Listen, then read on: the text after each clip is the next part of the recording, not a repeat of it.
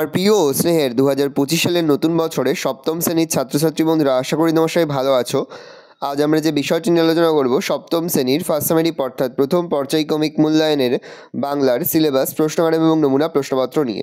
প্রথমে তোমরা সিলেবাসটা দেখে নাও, কী কী বিষয় তোমাদের ফার্স্ট সামারি অর্থাৎ প্রথম পর্যায়ক্রমিক মূল্যায়নে থাকবে।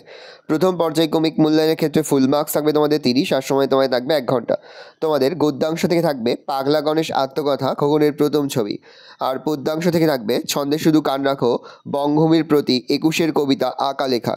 আর তোমাদের ব্যাকরণ নিমিত্ত থেকে থাকবে বাংলা ভাষার শব্দ। আর মাকু থেকে থাকবে প্রথম এবং দ্বিতীয় অধ্যায়। তাহলে তোমরা সিলেবাসটা দেখে নাও। এবার আমরা নমুনা প্রশ্নপত্রটা দেখে নেব। তোমরা সপ্তম শ্রেণীর ফার্স্ট সামারি অর্থাৎ প্রথম পর্যায়ক্রমিক মূল্যায়নের বাংলার কোশ্চেনটা দেখতে পাচ্ছ। ফুল মার্কস তোমাদের রয়েছে 30, আর সময় তোমাদের রয়েছে 1 ঘন্টা। একের দাগে রয়েছে সঠিক উত্তর নির্বাচন করে লেখো যে কোনো 10টি, প্রতিবষ্টি মান 1 করে 1 × 10 = 10। ছন্দে চলে রাত্রি দিন, পাখির ডাক, ঘড়ির কাঁটা, পদ্য লেখা, উত্তরে ঘড়ির কাঁটা। পাগলা গণেশ একটি বিজ্ঞান, কল্পবিজ্ঞান, রূপকথা, ভ্রমণ বিষয়ক গল্প, উত্তরে কল্পবিজ্ঞান বিষয়ক গল্প। মধুময়, শতদল, তামরস, পদ্মজালি, সবজন, উত্তরে তামরস। আন্তর্জাতিক ভাষা দিবস পালন করা হয় 21শে জানুয়ারি, 21শে মার্চ, 21শে ফেব্রুয়ারি, 22শে জানুয়ারি, উত্তরে 21শে ফেব্রুয়ারি। বৃষ্টিতে মোরাম ধুয়ে যাওয়ায় মাটির কোন রং বেরিয়ে পড়েছিল? লাল, নীল, হলুদ, খয়েরি, উত্তরে নীল। খোকনের বাড়ির সামনে কী গাছ ছিল? জামরুল, সোনাঝুরি, বট, ইউক্যালিপটাস, উত্তরে ইউক্যালিপটাস।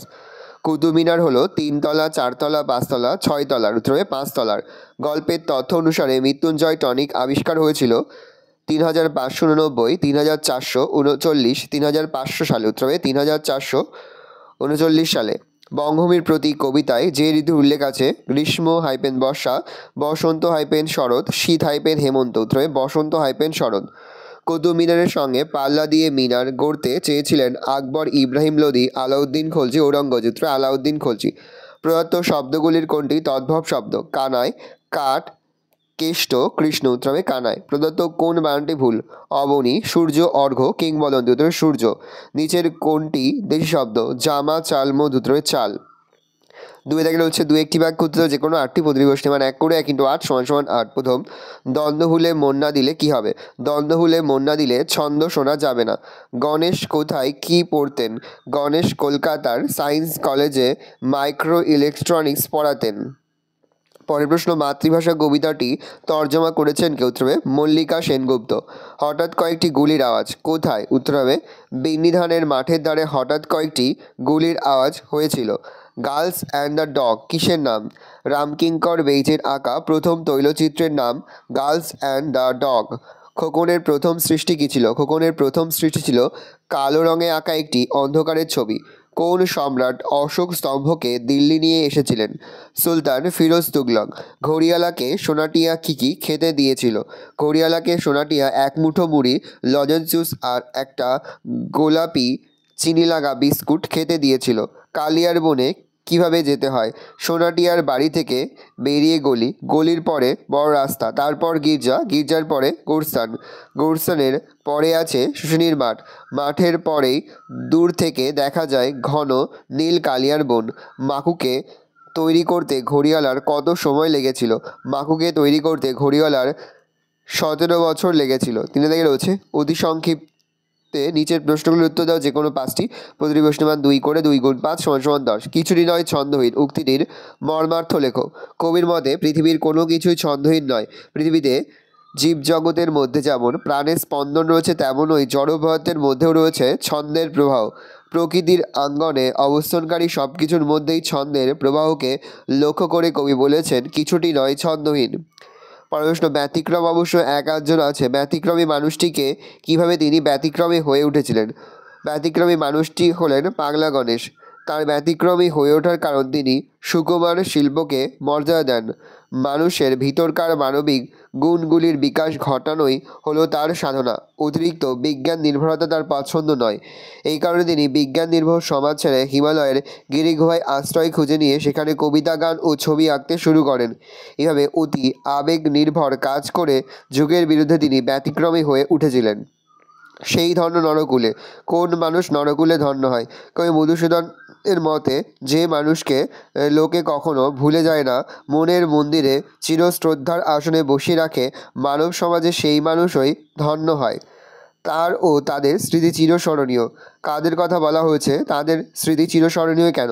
21শে ফেব্রুয়ারি ভাষা আন্দোলনে যারা প্রাণ দিয়েছিলেন সেই শহীদদের কথা এখানে বলা হয়েছে। তাদের স্মৃতি চিরস্মরণীয় কারণ তারা মাতৃভাষাকেই শুধু বাঁচায়নি, বাঙালি জাতিকেও বাঁচার পথ করে দিয়েছে। অয়েল পেন্টিং শেখা হয়ে গেল কিভাবে? লেখক অয়েল পেন্টিং শিখেছিলেন। লেখো। উত্তর লিখবে। রামকিঙ্কর এক দোকানের কাছে গিয়ে জানতে চেয়েছিলেন অয়েল পেন্টিংয়ের জন্য কী রং রয়েছে এবং তা কিভাবে ব্যবহার করতে হয়। দোকানদার তাকে তুলি, টিউবের রং আর পাত্রে তেল দেখিয়ে বলেছিলেন যে এর মধ্যে তুলি ডুবিয়ে রং করতে হয়। এভাবেই লেখক অয়েল পেন্টিং শিখেছিলেন। খোকনের নিজের ছবি কিভাবে আঁকা হলো? খোকন তার বাবার চিত্রকর বন্ধুর পরামর্শ অনুযায়ী চোখ বন্ধ করে কল্পনা করতে হয়, কিন্তু সে অন্ধকার ছাড়া আর কিছুই দেখতে পায় না। তখন সে ঠিক করে যে এই অন্ধকারকেই সে কালো রঙে প্রকাশ করবে। এরপর সেই অন্ধকারের ছবির মধ্যে একটা মুখ, চোখ ও চোখের মধ্যে অদ্ভুত হাসি দেখে। এইভাবে সৃষ্টি হয় খোকনের নিজের আঁকা ছবি। কুতুব মিনার কে নির্মাণ করে? এটি কতলার? কুতুবউদ্দিন আইবক কুতুব মিনারের নির্মাণ শুরু করলেও শেষ করেন ইলতুৎমিশ। এটি 5 তলার মিনার। আলাউদ্দিন খলজি চেষ্টা করেও কুতুব মিনারের চেয়ে মহত্তর স্থাপত্য গড়তে পারেননি কেন? আলাউদ্দিন খলজি মহত্তর স্থাপত্যকৃতি হিসাবে একটা মিনার গড়তে চেয়েছিলেন। তিনি চেয়েছিলেন কুতুবের দ্বিগুণ ঘের বিশিষ্ট এবং দ্বিগুণ উচ্চতা বিশিষ্ট একটি মিনার গড়তে, কিন্তু মিনারের কাঠামোর কিছুটা শেষ হতে না হতেই তিনি পরপারে চলে যান, অর্থাৎ তার মৃত্যু হয়। তাই তিনি কুতুব মিনারের চেয়ে মহত্তর স্থাপত্য আর গড়তে পারেননি।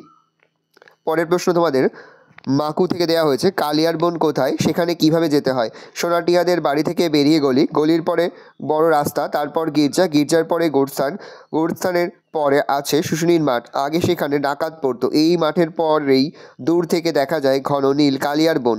প্যারা চেঞ্জ করে লিখবে। কালিয়ার বনে যাওয়ার জন্য গোরস্থানের পাশ দিয়ে হনহনি হেঁটে যেতে হয়। পিছন ফিরতে নেই। কেউ নাকি পিছন থেকে ডাকতেও পারে, তাই পিছনে ফিরলেই বিপদ। 4 দাগে রয়েছে নিচে যে কোনো দুটি প্রশ্ন উত্তর প্রশ্নের মান 1 করে 1 × 2 = 2। প্রথম, তৎসম শব্দ কাকে বলে? যে সমস্ত শব্দ সংস্কৃত ভাষা থেকে অপরিবর্তিত রূপে বাংলা ভাষায় গৃহীত হয়েছে তাদের তৎসম শব্দ বলে, যেমন কন্যা, ছাত্র, জল, নদী, রাত্রি, আকাশ, বন, সিংহ, পুত্র, স্নেহ। তদ্ভব শব্দের একটি উদাহরণ দাও। তদ্ভব শব্দের একটি হলো কাষ্ঠ থেকে কাঠ। কোনটি কোন শ্রেণীর শব্দ? লেখো। চন্দ্র, ডাক্তারখানা, ফোন। চন্দ্র তৎসম, ডাক্তারখানা মিশ্র, ফোন খণ্ডিত শব্দ। তদ্ভব শব্দের অর্থ কী? তদ্ভব শব্দের অর্থ তার থেকে হয়েছে, অর্থাৎ তার থেকে সৃষ্ট হয়েছে। ভালো করে দেখে নাও। এই রয়েছে টোটাল তোমাদের ফার্স্ট সামেটিভ অর্থাৎ প্রথম পর্যায়ক্রমিক মূল্যায়নের 7ম শ্রেণীর বাংলার কোশ্চেন পেপার। ভালো করে কোশ্চেনটা দেখে নাও। আশা করি ভিডিওটা ভালো লেগেছে। ভিডিওটা ভালো লাগলে ভিডিওকে লাইক করতে ভুলবেন না। আমার নতুন হাত লাল সাবস্ক্রাইব প্রেস করে পাশে বেল আইকনটা প্রেস করে যখন নতুন করে ভিডিও আপলোড করি সবার ফার্স্ট নোটিফিকেশন তোমরা পেয়ে যাও। আর এই ভিডিওটি আমার বন্ধু বান্ধবী আত্মীয় স্বজন সবার মধ্যে কিন্তু অনেক শেয়ার করে দিয়ে বছর 7ম শ্রেণীতে পড়ছে। আমরা কিন্তু ইতিমধ্যে 7ম শ্রেণীর প্রতিটি বিষয়ের সিলেবাস, প্রশ্নকাল এবং নমুনা প্রশ্নপত্র কিন্তু আপলোড করে তোমাদের এখনও পর্যন্ত সেই ভিডিওগুলো না দেখে থাকো, ভিডিওগুলো কিন্তু তাড়াতাড়ি দেখে নাও। তোমাদের সকলকে জানাই আগাম পরীক্ষার অনেক শুভেচ্ছা এবং অভিনন্দন। আশা করি সকলের পরীক্ষায় খুব ভালো হবে। কোনো প্রশ্নের উত্তর লিখতে বা বুঝতে কোনো রকম অসুবিধা হয় তাহলে কিন্তু নির্দ্বিধায় কমেন্ট সেকশনে কমেন্ট করে জানাতে একদমই ভুলবে না। আর তোমরা কোশ্চেনটা দেখে নাও।